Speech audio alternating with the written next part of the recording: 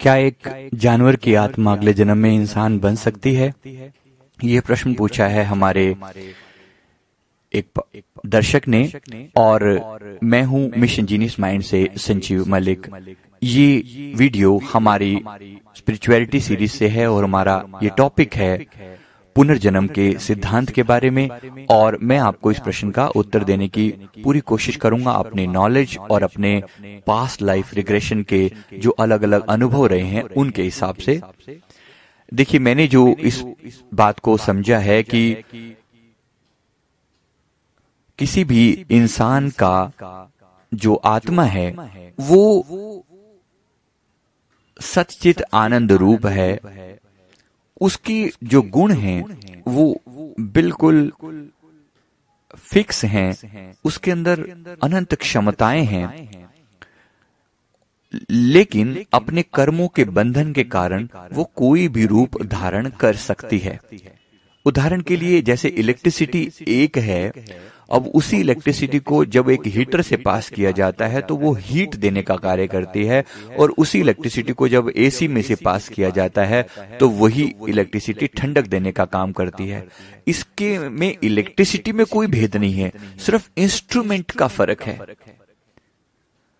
इसी तरह से हमारी आत्मा एक ऊर्जा के रूप में है, और ऊर्जा का अपने आप में कोई भी रूप या आकार नहीं होता। वो जिस भी तरह के रूप के साथ, जिस भी तरह के इंस्ट्रूमेंट के साथ, शरीर के साथ जुड़ती है, वैसे ही गुण उसमें आ जाते हैं। तो एक पशु के शरीर में और एक इंसान के शरीर में कुछ मौलिक भेद नहीं है। आत्मा में कोई मौलिक भेद नहीं है, लेकिन शरीर में भेद हो सकता है। तो इसके लिए इसका अर्थ यह है, मैंने खुद के अनुभव बता रहा हूं इसमें आपको। मैंने लगभग 30 जन्म पहले मैंने अपना एक जन्म हिरण के रूप में देखा था, अपना खुद का एक जन्म हिरण के रूप में देखा था, जिसमें इस जन्म में मेरे एक संत जी हैं, वो उस समय में एक स्त्री के रूप में संत थे, और मैं उनके चरणों के आसपास घूमता रहता था। उनका वन में एक आश्रम था और मैं उनके चरणों के आसपास में घूमता रहता था, और उन्होंने ही, वो मुझसे बहुत प्रेम करते थे, और उन्होंने ही परमात्मा से प्रार्थना करके मुझे ये कहा कि अगले जन्म में ये हिरण जो है मेरे पुत्र के रूप में पैदा हो। तब मैं इंसान के रूप में आया। ये लगभग 30 जन्म पहले की बात है। इसी तरह से मैंने अपने जो बाकी लोगों का, क्लाइंट्स का जो पास्ट लाइफ रिग्रेशन किया, उसमें भी मैंने देखा कि एक व्यक्ति जो साउथ इंडिया में किसी जगह के रहने वाले हैं, मुझे भी नाम ध्यान नहीं आ रहा, उनका पिछला जन्म एक मछली के रूप में था। और एक और व्यक्ति का मैंने पिछला जन्म जब देखा तो वो एक सांड के रूप में था, सांड के रूप में था। और एक और स्त्री का मैंने पिछला जन्म एक गाय के रूप में देखा।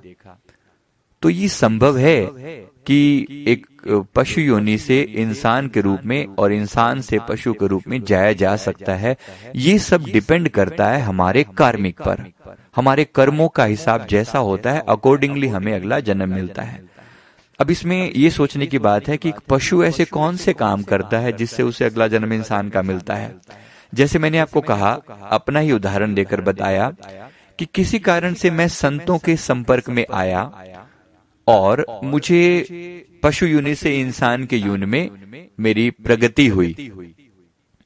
इसी तरह से अगर कोई और भी ऐसे पशु हो सकते हैं, जैसे किसी संतों के आश्रम में कोई कुत्ता या बिल्ली या बैल या गाय, कोई ऐसे ही काम जो जिसके द्वारा बहुत लोगों की सेवा हो और वो लोग उन्हें दुआएं दें, उन लोगों की ब्लेसिंग मिले, तो इस पशु योनि में भी ऐसे कार्य हो सकते हैं जिससे उनको अगला जन्म मनुष्य का मिले।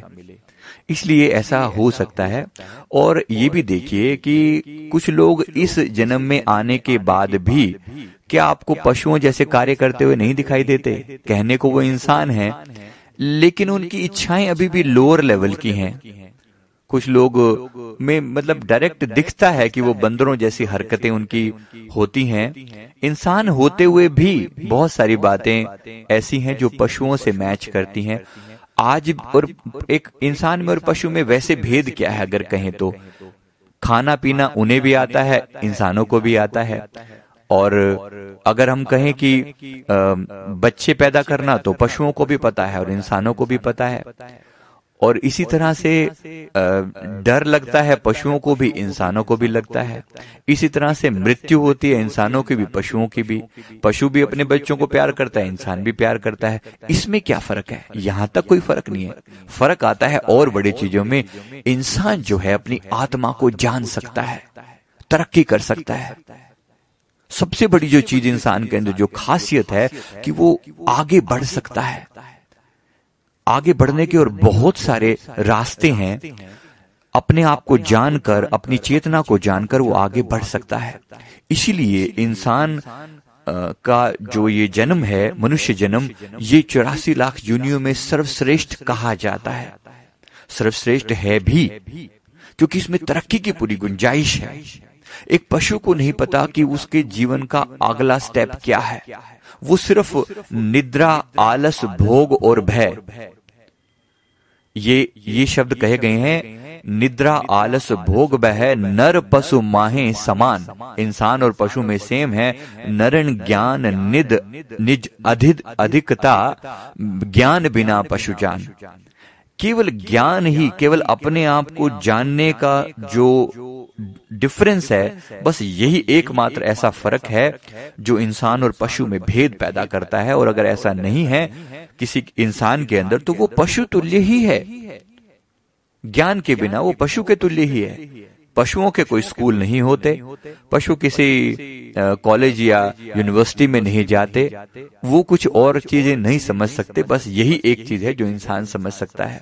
इसलिए इंसान को इस जन्म में आकर, इंसान का शरीर पाकर बहुत प्रयास करना चाहिए कि वो अपग्रेड हो, आगे की यात्रा पर जाए, इंसान से देवता और देवता से परमात्मा बनने की कोशिश करे। और ये हो सकता है, पूरी तरह हो सकता है। अपनी चेतना को जानकर, अपनी आत्मा को जानकर अपनी आत्मा को उन्नत बनाया जा सकता है। इसके लिए ही मेडिटेशन का प्रयास किया जाता है। और इंसान को यह प्रयास खूब करना चाहिए, खूब बाखूबी करना चाहिए। जिसने अपने आप को जानकर इस जीवन में आकर अपने आप को जानने का प्रयास नहीं किया, वो पशु तुल्य है और उसको आगे बहुत बहुत बहुत दुख झेलने पड़ेंगे। मैं उम्मीद करता हूं कि इस वीडियो ने आपके बात को क्लियर कर दिया होगा। और फिर भी कोई सवाल हो तो आप जरूर पूछ सकते हैं। Thank you very much. Thank you.